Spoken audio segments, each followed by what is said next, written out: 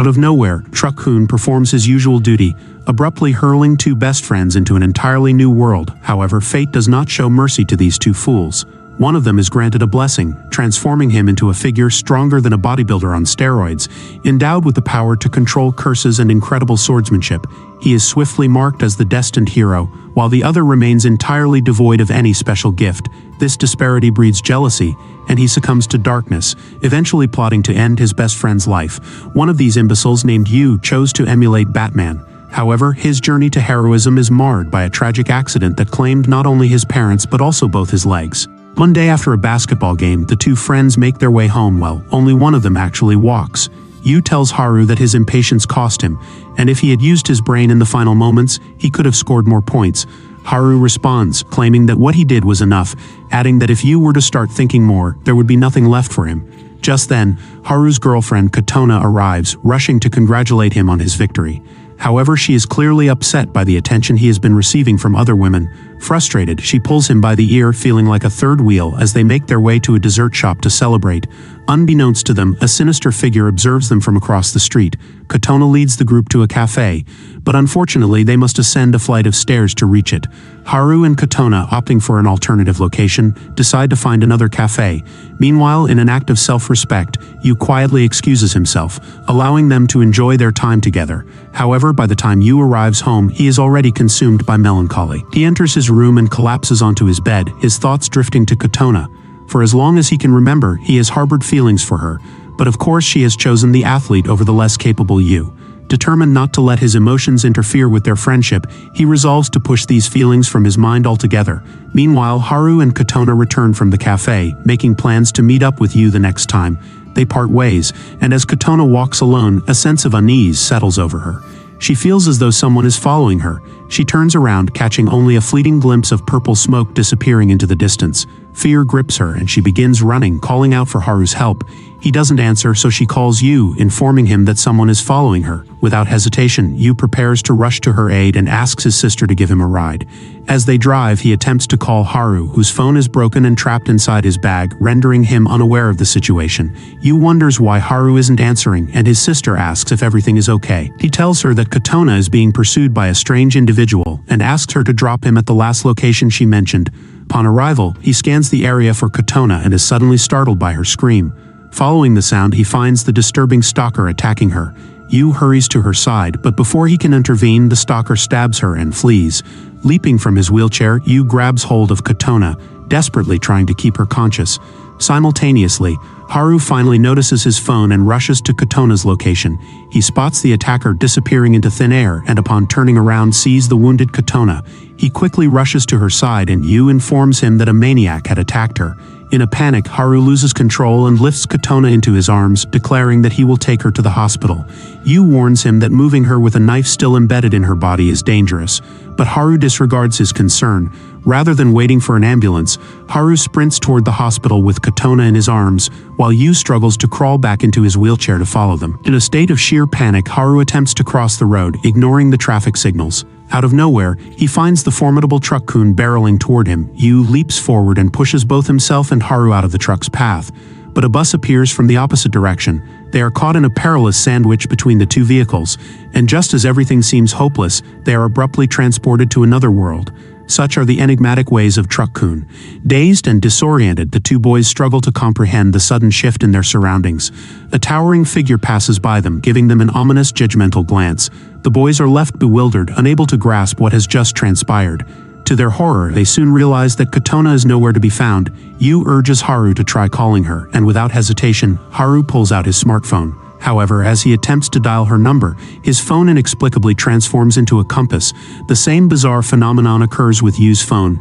As the two stand in stunned silence, they wonder if they have unwittingly stepped into a surreal Christopher Nolan-esque scenario. Their contemplation is abruptly interrupted by the arrival of a small fluffy dog, which trots up to them and begins barking loudly. The residents of this strange land, hailing from various species, begin to gather around the two boys. Sensing the growing attention, they decide to move away from the center of the road. Yu rises to his feet and begins walking, prompting a stunned Haru to ask when he had learned to do so. Yu, in turn, is equally shocked to realize that he is standing unaided, and as he stumbles toward Haru, Both boys rejoice over the miraculous ability to walk again, momentarily forgetting that Katona is still missing. Undeterred, they begin to explore the city, a bustling metropolis that would undoubtedly be the epitome of inclusivity for any enthusiast, filled with beings from every conceivable race. Despite the overwhelming sights, the boys are still struggling to comprehend their circumstances, and they find themselves wondering if this is all some elaborate movie set. Yu points out dinosaur-like creatures pulling carts, and Haru suggests they could simply be advanced robots. However, Yu insists that they seem too lifelike to be mere machines, a sentiment that applies to everything around them. As an otaku, Yu quickly deduces that they have been transported to another world by Truck-kun. Haru, suddenly worried about Katona, is reassured by Yu, who reminds him that his own legs were healed upon their arrival, and perhaps the same has happened to Katona. This thought brings Haru some comfort, and the two decide to approach their situation with a clear mind. They head to a bar filled with rowdy mercenaries and a bunny girl pole dancer, hoping to gather some information. Haru suggests they have a drink while there, but Yu cautions him against getting distracted. He emphasizes that their priority should be to find someone who appears approachable and willing to help. Suddenly, a dog knight enters the bar and commands the boys to move aside. Although he appears gruff and intimidating, there is a hint of curiosity in his gaze as he observes the boys who seem out of place. He invites them to engage in conversation. After boasting about his feats and embellishing his adventures, he inquires what they wish to know.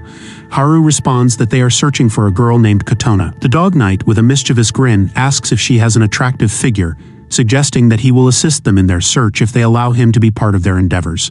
As the crowd in the bar gathers around, the dog knight presses for more details about Katona. Haru and Yu describe her as a 17-year-old human female with short brown hair. The bar owner interjects, mentioning that their princess, who is nearly 17, also has brown hair, and points to her portrait on the wall. The room collectively agrees that she is regarded as the most beautiful woman in the kingdom. When Haru and Yu see the portrait, their faces fall in disbelief. They realize that the princess is none other than Katona. Without hesitation, they prepare to seek her out, asking for directions to the palace.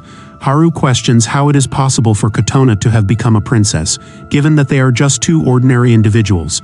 Yu shrugs and suggests that it must be the result of random chance, something they have no control over. Upon arriving at the palace, they join the queue of people waiting to enter, but the gates abruptly close, and the guards announce that there is an emergency within the palace. No one is permitted to enter without explicit permission. Haru and Yu decide to take a chance and inform the guard that they have come to meet Princess Astrid. However, the guard dismisses them, stating that no one in the palace has time for ordinary people like them. Meanwhile, inside the princess's chamber, a group of important figures has gathered. The stern-faced general admits a red-headed knight to provide an update on the princess's deteriorating condition. He instructs her to further tighten the palace's security. At the bedside, the concerned king watches over the princess, who has fallen victim to a curse originating from the very wound where she was stabbed. Despite the best efforts of the kingdom's most skilled healers, and even the Grand Master of Magic Wisden, no one has been able to decipher the nature of the curse. A magician in the room announces that the Order of Exorcists will soon arrive at the palace, as they are renowned for their expertise in dealing with curses, and they may be the last hope for the princess's survival. As this conversation unfolds, the exorcist carriage arrives at the palace gates. The guards open the gate to admit them, and Haru seizes the opportunity to slip inside. Despite Yu's warnings to proceed with caution, Haru dashes toward the carriage. Left with little choice, Yu reluctantly follows him. They hide behind the cart and are escorted into the extravagant palace, which boasts a garden adorned with statues of cats and eagles. The cart halts at the palace entrance, and several servants rush to unload the contents, carrying items from the cart into the palace. Haru and Yu, hidden behind the chest and two large pots, quietly observe the servants as they haul the items into the building. Once inside the princess's chamber, the two boys stealthily climb out of the pots and conceal themselves behind a pillar, watching as the green-skinned individuals converse with the king. Their attention shifts to the princess lying motionless and cursed on her bed, but they are powerless to intervene as the green people begin their ritual. This peculiar ceremony involves burning magical mushrooms and performing strange exaggerated movements in front of the princess. The group proceeds with a series of erratic gestures akin to a bizarre dance. Before emitting a green mist that reveals the outline of a dagger where Katona was stabbed, the onlookers are struck with astonishment at this discovery. The green-skinned beings, resembling Shrek's distant relatives, attempt to use their peculiar dance to extract the cursed dagger from the princess's body. However, the curse proves too potent, overwhelming their magic. As dark fumes emanate from the dagger, they are absorbed into the bodies of the green individuals, causing them to inflate like balloons. In a shocking turn, the swollen figures explode, leaving no trace behind. The onlookers are horrified by the spectacle, and the elderly king begins to show signs of distress. Magician Wisden and the general quickly move to assist him, escorting him to his room. This provides Haru and Yu with an opportunity to approach the princess. Haru attempts to remove the cursed dagger from her body but is forcefully repelled. When Yu steps forward to try, the dagger materializes before him, and he is able to touch it safely. Haru, perplexed, inquires how Yu managed to do so, but Yu remains silent, offering no explanation. As Yu attempts to extract the dagger, the dark power within it begins to spiral out of control. Reacting swiftly, Yu shoves Haru out of harm's way, struggling to pull the dagger free as quickly as possible. The commotion alerts the guards outside, and the red-headed knight rushes in, fearing that the princess is in imminent danger. However, by the time she enters the room, Yu has already succeeded in pulling the cursed dagger from the princess's body. He flings the dagger aside and it vanishes without a trace. Almost instantly, the curse lifts from the princess and she begins to relax, free from its grip. The red-headed knight, however, remains skeptical of the two boys who had infiltrated the room and promptly arrests them. She drags them to the court, where the stoic General Barton begins his interrogation, demanding to know what they did to the princess. The boys explain that the princess resembles their friend and they came to see her. Yu, they reveal, was the one who removed the dagger from her body. The general and the others remain unconvinced by their story. However, just as the tension rises, the princess herself enters and confirms to her father that the boys are not lying. Overcome with emotion, the old king rushes to embrace her, and she reassures him that she is now completely unharmed. The red-headed knight also affirms the boy's sincerity, recounting how she witnessed Yu's impressive strength and how the strange creatures accompanying her can corroborate the story. Magician Wisden, still uncertain, examines Yu's hands in an attempt to uncover any trickery but finds no signs of deception. Despite his findings, he tells the king that these young men should be rewarded for their heroic actions. The king, now convinced, agrees and orders his soldiers to release them, offering them a generous reward for their bravery. However, Haru stands up and approaches the princess, asking if she is Katona. To his dismay, she reveals that she is not Katona but Princess Astrid, leaving him heartbroken. The red-headed knight sees them off at the gate, and her soldiers escort them outside. The peculiar dog follows them as they make their way back to the bar, the place where their journey had first begun. Everyone at the bar is astonished to hear that they went to see the princess and successfully healed her, prompting Dog Knight and the others to throw a celebration in their honor. Despite the festivities, Haru remains despondent that the princess was not Katona and wonders where she could possibly be. He then turns to Yu, asking how he managed to remove the dagger from the princess's body when he couldn't even touch it himself. Yu struggles to provide a clear answer, merely stating that his body acted on its own. Haru, not one to overthink things, decides not to dwell on it, reasoning that he's not good at thinking in the first place. He convinces himself that this must all be a dream and that they will wake up from it soon, so they should enjoy it while it lasts. With that, he heads to the stage and climbs the second pole, allowing the carefree part of him to take over. Yu expresses concern about their image, but the barkeeper reassures him, offering them a small room for the night should they have nowhere else to go. Yu accepts the barkeeper's offer and heads to the room, but his thoughts are consumed by the palace. He can't shake Princess Astrid from his mind, so he resolves to visit her once again. Sprinting to the palace, the guard recognizes him as the hero who saved the princess. Yu explains that he has forgotten something inside, and the guard, without hesitation, permits him entry. He makes his way to Astrid's room and stealthily sneaks outside through the window. The strange cat-like creature informs Astrid that the king has ordered her to undergo a protection ceremony, but she dismisses it, assuring the creature that she is perfectly fine. She hops onto the bed and declares that after eating her favorite sour oranges, she will be completely restored to normal. This revelation startles Yu, as Katona also shares the same fondness for sour oranges. Astrid approaches the fruit basket near the window and spots Yu, who immediately begins running. She dashes after him, calling for him to stop. Yu halts and offers the excuse that he simply wanted to check on how she was doing. Astrid scrutinizes him for a moment before inviting him for a walk, explaining that she too wished to speak with the person who had saved her life. They board a magical ship where the cat-like creature is waiting for the princess. It inquires of its brother if they may allow the man to join them on the ship, to which the creature responds affirmatively, as Astrid has given her permission. With that, they board the ship, and the cat-like creature sets the course for the Lake of Purity, intending to remove any remnants of the curse from Astrid's body. Yu had no prior knowledge of their destination, and he is taken aback when the ship unexpectedly lifts off into the air. After a brief moment of disbelief, he comes to terms with the fact that they are aboard a magical vessel and begins to enjoy the experience. As the ship glides through the skies, they pass numerous enormous birds. Astrid explains that these holy birds are said to be companions of legendary heroes and assist them on their quests. Eventually, they reach a vast forest and come to a stop near a serene lake at its heart. The cat-like creature leads them to their destination, where Astrid suddenly begins to undress. You, ever the gentleman, turns his back to avoid looking. Soon Astrid reappears dressed in ceremonial undergarments and steps into the water to perform the purification dance. As she begins her dance, the water unexpectedly turns a radiant gold, with the light gradually spreading to everything around it. You is left in awe. And as Astrid emerges from the water like a mermaid, he finds himself so captivated that he becomes acutely aware of gravity's pull. Astrid continues her graceful movements, floating above the lake, her every step causing ripples as she dances. Gradually, the wound on her belly fades away, healing with each fluid motion. Emerging from the water, Astrid is handed a towel by the cat-like creature one, who then departs to gather some medicinal herbs. Astrid wraps the towel around herself and sits down next to you, ready to converse. She inquires about Katona, and Yu explains that she resembles Astrid in both appearance and demeanor, though she belongs to Haru. This revelation is enough for Astrid to discern that Yu harbors feelings for Katona. She inquires further, and Yu explains that they come from a world that knows nothing of kings and queens. This revelation does not surprise Astrid, for the people of her world are aware of a parallel realm mysteriously connected to their own. Though no one has ever seen it, they all believe in its existence. Astrid asks Yu to share more about Katona, and he describes her as a bright and sincere person much like herself, someone who spreads joy to everyone she encounters. Astrid confesses that she is not as radiant as Yu believes, for she often feels lonely.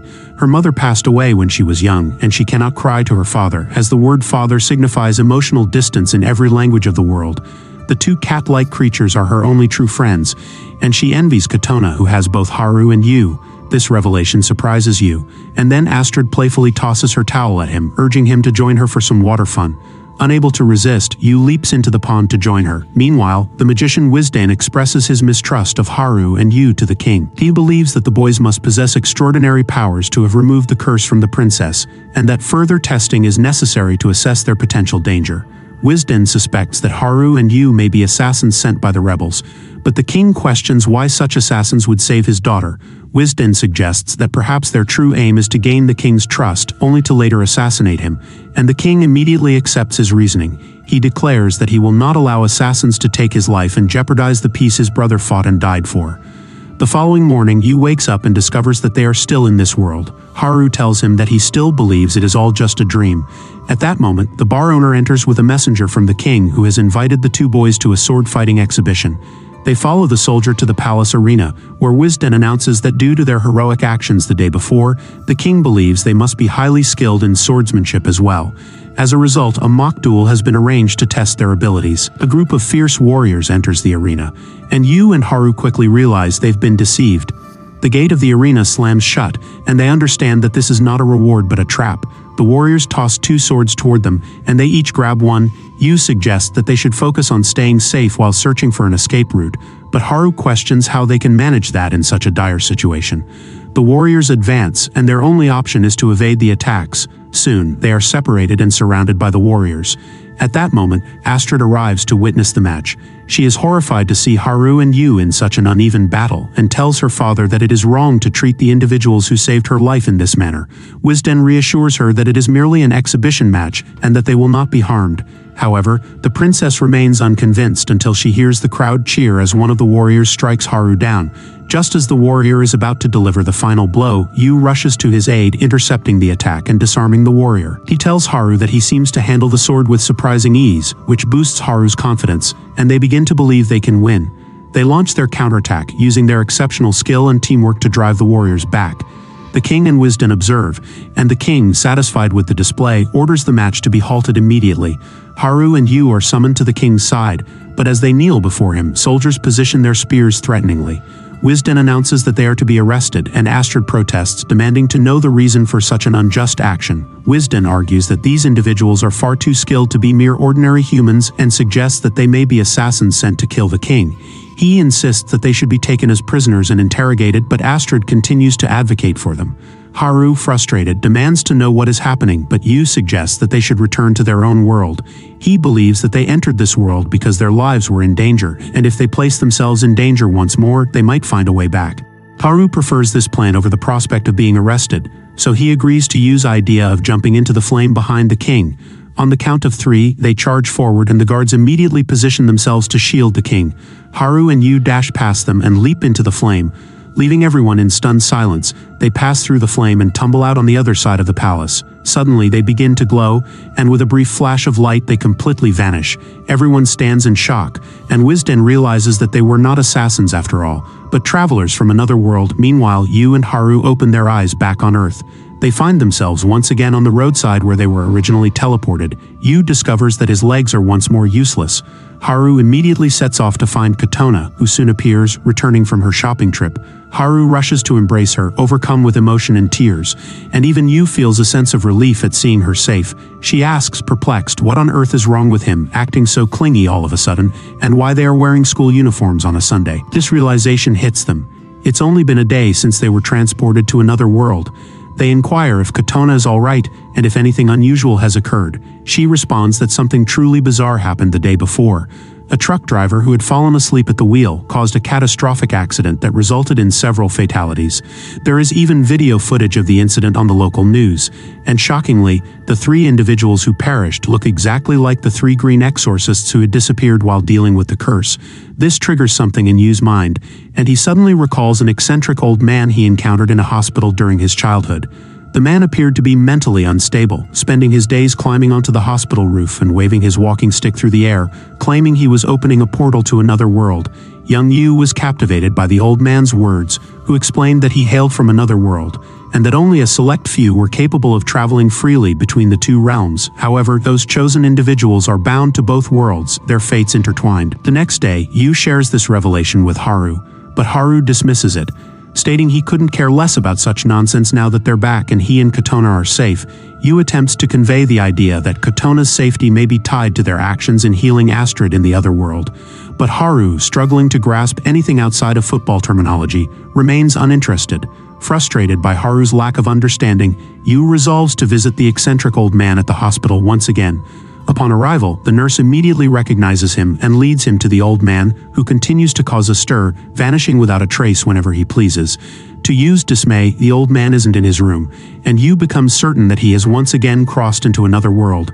The following day, Katona is absent from school, and the teacher announces that her mother had informed them that Katona is unwell and will be taking an extended break.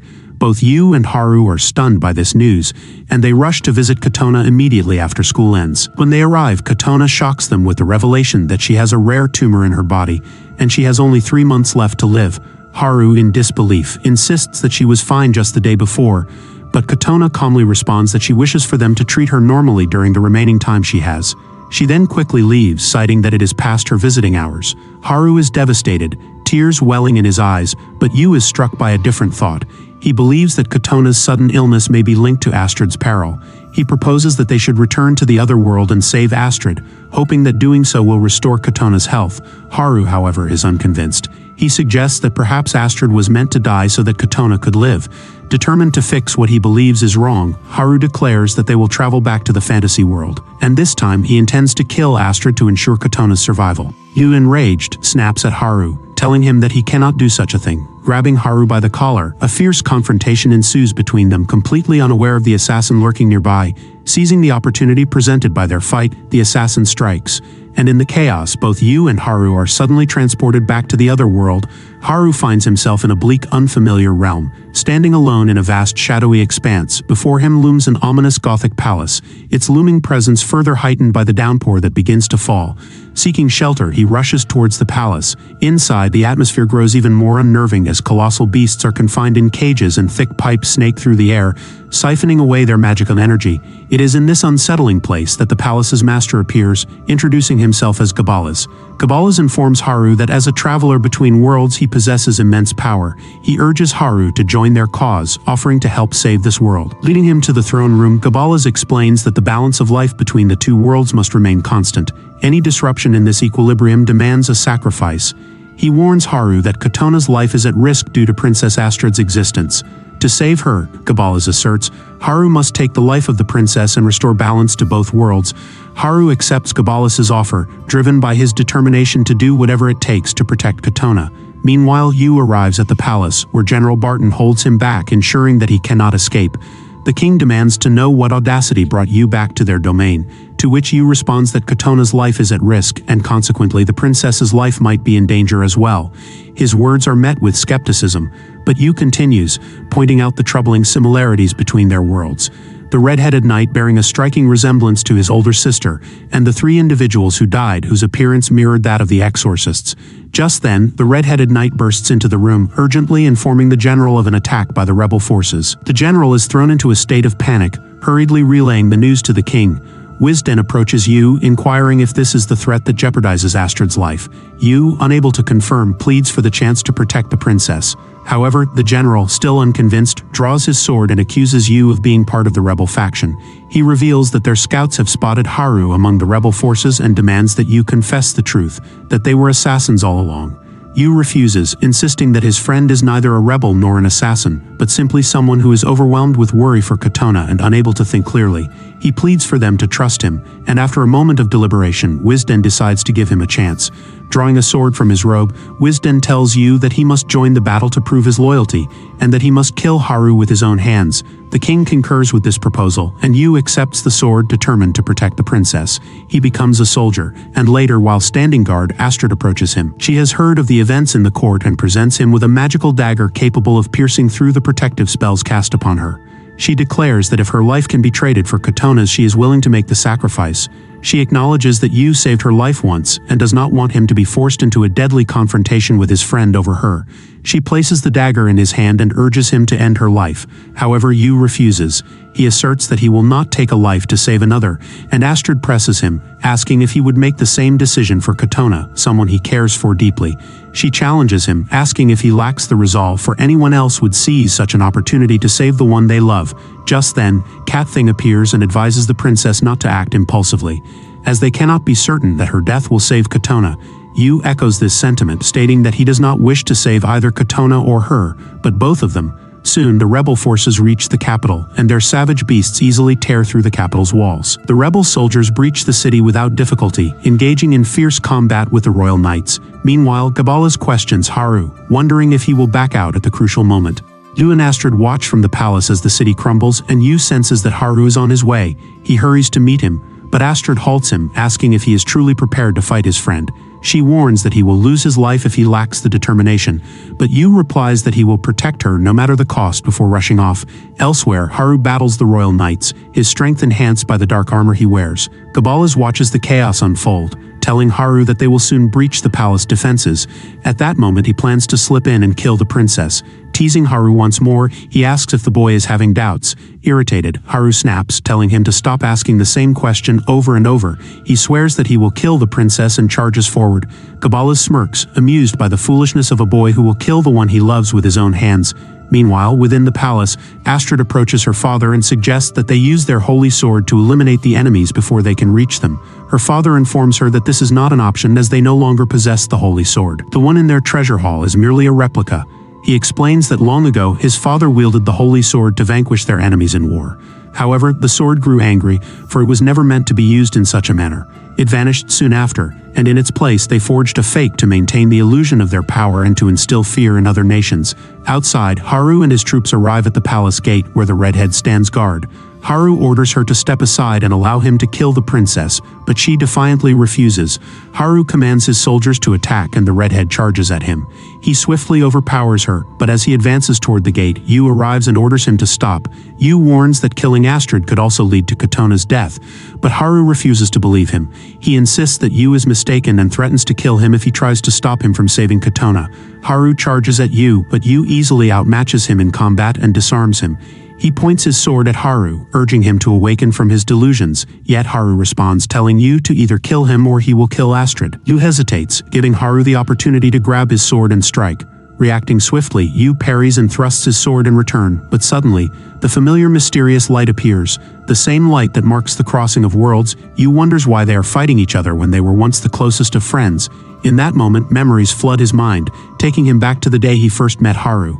At that time, Haru and his friends were simply playing around when Haru accidentally kicked a can into the path of a rabid street dog. His friends fled in fear, leaving him behind, and Haru had no choice but to run as fast as he could. The vicious dog caught up to him and began attacking. Just then, Yu arrived and distracted the dog. The dog, enraged, turned its attention to him, and despite falling from his wheelchair, Yu managed to fight back. Later, the two boys sat together, and Haru expressed his gratitude to Yu for saving him. Haru then asked about Yu's legs, and Yu revealed that he had been the sole survivor of an airplane crash in his youth, losing his legs in the accident. With his parents deceased, the kind woman at the flower shop near his home had taken him in. Yu told Haru not to pity him, as he was content with the way he was. Haru, sensing a deep similarity between them, realized that this was the beginning of their friendship.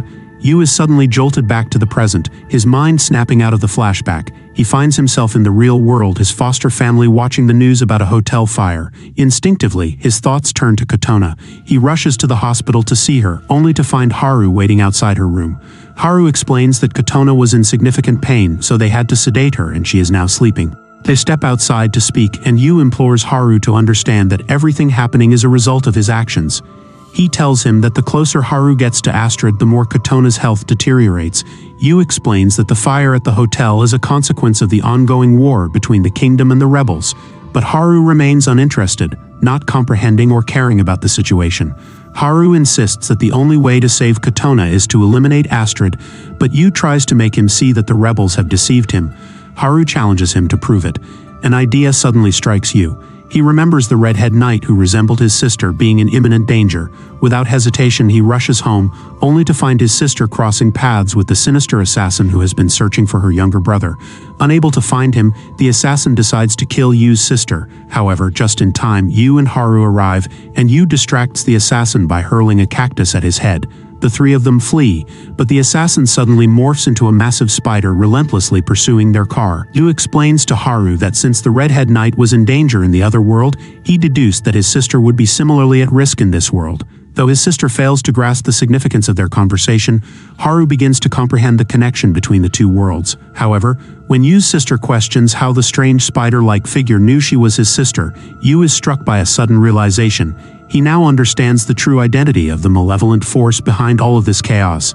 At that moment, the spider shoots its sticky web at the van and leaps onto it. However, Yu's sister skillfully swerves the car at just the right angle, slamming it into a building. As she proudly boasts about her driving skills, she momentarily loses focus, veering the car straight into the sea. The vehicle plunges into the water, and Haru and Yu are suddenly teleported back to the fantasy world. Yu arrives at the palace, where the king, Astrid, and Wisden are observing the battlefield. Wisden questions his presence during the ongoing battle, and Yu declares that he is there to fight. He tells Wisden that he knows he is the traitor who attempted to kill the princess, and Wisden responds by questioning Yu's sanity. Positioning himself between Wisden and Astrid, Yu begins to explain that he always suspected someone significant from the palace must have been behind the attack on Katona. This was because he knew the princess had a protective barrier that could not be easily breached. Additionally, the assassin who had tried to kill his sister could only have known about their relationship if he had overheard Yu's confession in the palace earlier. But the strongest evidence Yu reveals is the unmistakable scent of the cursed dagger on Wisden's hands when he attempted to examine him. Wisden laughs dismissively, calling Yu's reasoning absurd, but Astrid interrupts, stating that it is not. She explains that magic carries a unique scent and trail, making it easy to identify by smell. Furthermore, the protective barrier around her will reflect any attempt on her life back onto the attacker. This means that if Wisden were behind the assassination, he would bear the curse mark in the same location on his body. She demands that he prove his innocence by removing his clothing, causing Wisden to grow visibly frustrated. At that moment, Haru arrives, now fully convinced that Wisden was behind Gabala's, having given him all the information needed to turn against the princess. The redhead also enters, and upon seeing her unharmed, Yu realizes that his sister will be safe as well. Wisden, unable to keep up the facade any longer, discards his cloak, revealing the curse that has spread across his entire chest. At that moment, General Barton arrives, and Wisden remarks that it will be easy to gather everyone now. He summons his dark armor using his magic and reveals his true identity as the leader of the rebels, Gabalas, and the elder brother of the current king. The king, in disbelief, insists that his brother had died long ago, but Wisden corrects him, stating that this is not true. He explains that when he was on the brink of death, he performed forbidden alchemy using the bodies of demons to craft a new body for himself. Wisden accuses the king of always being their father's favorite, which is why their father sent him away to the enemy kingdom as a hostage when he was a mere child. He says that he felt as though he had lost everything, yet his life in the enemy kingdom was strangely peaceful. He managed to marry and even had a child. However, his peace was shattered when his father attacked the kingdom and obliterated it. Wisden reveals that he lost everything that day, and now, driven by a thirst for revenge, he has come to claim his throne. The king attempts to justify the war, claiming it was necessary for the greater good of their kingdom, and that their father always regretted his actions. Wisden, however, refuses to believe him. He declares that now, with the power he possesses, he will become the new king and use the immense magic within Katona to resurrect his deceased family. The general steps forward to stop Wisden, but with a single strike, Wisden knocks him unconscious. Astrid warns him that if he kills her, the protective shield will kill him as well. In response, Wisden transforms into a green creature and declares that he will allow someone else to do the killing. Using his magic, he manipulates Haru through his armor, commanding him to kill the princess. Yu attempts to stop him, but Haru overpowers him. As Haru raises his weapon to strike, Yu narrowly dodges the blow and instinctively uses magic to shatter Haru's helmet, freeing him from Wisden's control. Wisden, unimpressed by Haru's feeble resistance, mocks him, saying it was amusing to see him attempt to kill the one he loved. Haru collapses, losing consciousness, and Yu charges forward to exact punishment on Wisden for his treachery. However, Wisden quickly evades him and the redhead, kidnapping Astrid and flying off with her. Yu leaps to attack, but he is repelled by Wisden's barrier and thrown to the ground. Wisden laughs as he ascends, only to land in front of the palace. Yu and the others arrive just in time, warning him that any harm he inflicts on Astrid will be reflected back upon him.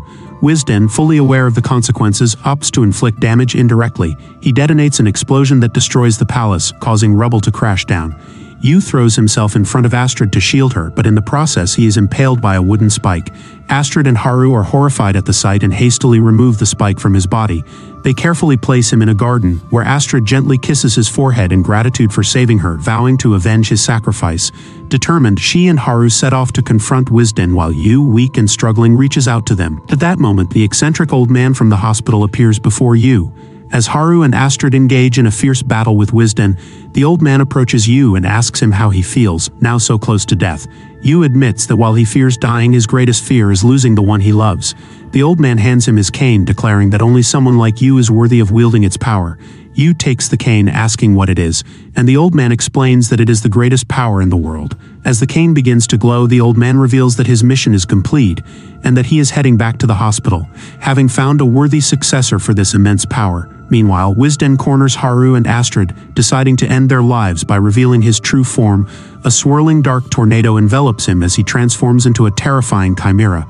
Seizing Astrid, he declares his intention to consume her power. When Haru attempts to intervene, Wisden effortlessly swats him away. With a malevolent determination, he shifts his hand into a blade, intending to kill Haru first. But just as the blade descends, Yu arrives in the nick of time, blocking the attack.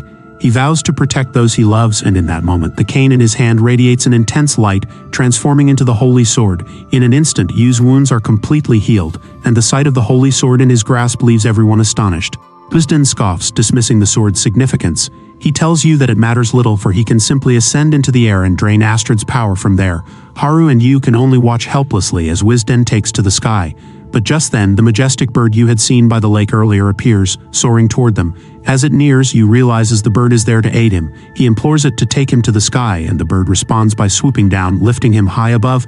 With swift precision, Yu slashes Wisden's arm, causing him to lose his grip on Astrid, who Yu swiftly catches.